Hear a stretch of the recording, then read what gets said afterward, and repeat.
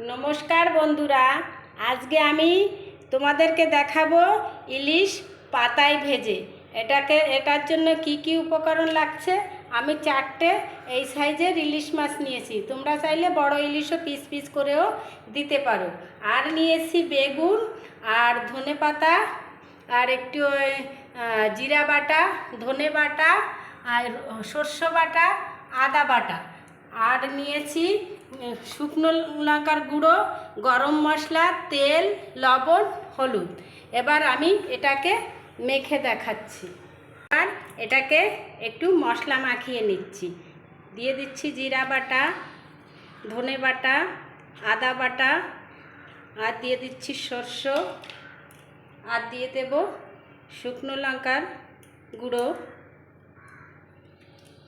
আর দিয়ে দেব লবণ, আর দিয়ে দেব হলুদ গুঁড়ো, দিয়ে দেব সর্ষের তেল। এই তেলটা একটু বেশি দিতে হবে, কারণ এই তেল দিয়েই এটা হবে। আর দিয়ে দেব একটু গরম মশলার গুঁড়ো। এবার আমি এটাকে মেখে নেব। এবার এটা মেখে নিয়েছি। এবার একটা কড়া বসিয়ে দিয়েছি। এই কড়াটায় প্রথমে একটা পাতা দিয়ে দেব। ওই পাতাটার উপরে আমি আর একটা পাতা দিয়ে দেব। যে পাতাটায় একটু তেল দিয়ে দেব। এই তেলটাকে পাতায় আমি এইভাবে মেখে নেব। এবার মাছগুলোকে দিয়ে দেব।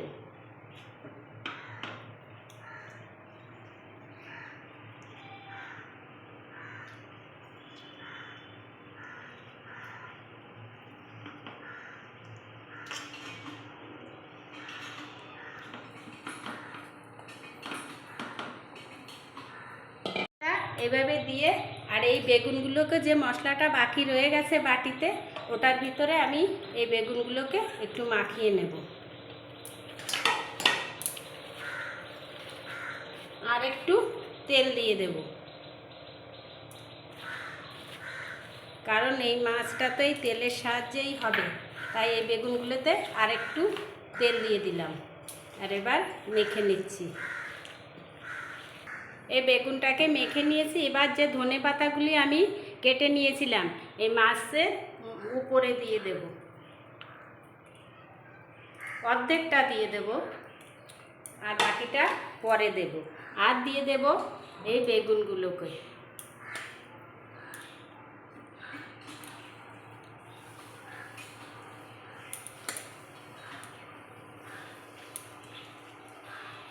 ধনে পাতাগুলি ছিল, এটাকে আমি বেগুনে ছড়িয়ে দেব। আর দিয়ে দেব এই বাটিটা ধুয়ে সামান্য একটু জল, যে মশলাটা ছিল মশলাটা ধুয়ে একটু সামান্য জল দিয়ে দেব।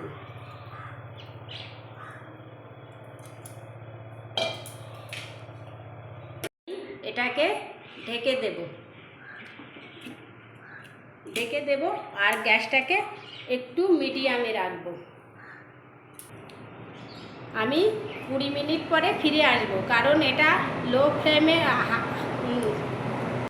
দেখো 15 মিনিট পর ফিরে এসেছি।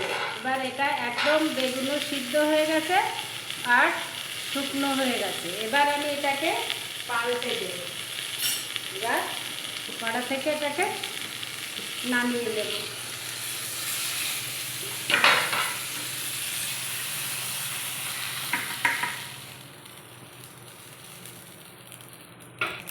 এটাকে আমি নামিয়ে নিয়েছি। দেখো কত সুন্দর হয়েছে।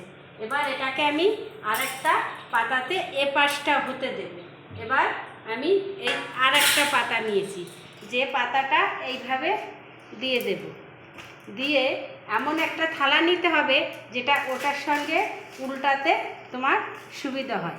এইভাবে ধরে মাছটাকে আমি এইভাবে উল্টে নেব।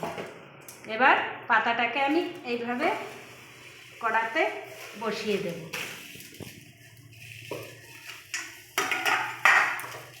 ওপাশটা হতে দেব। এ পাশটা পাতাটা আমি তুলে নেব। দেখো এ পাশটা হয়ে গেছে মাছের।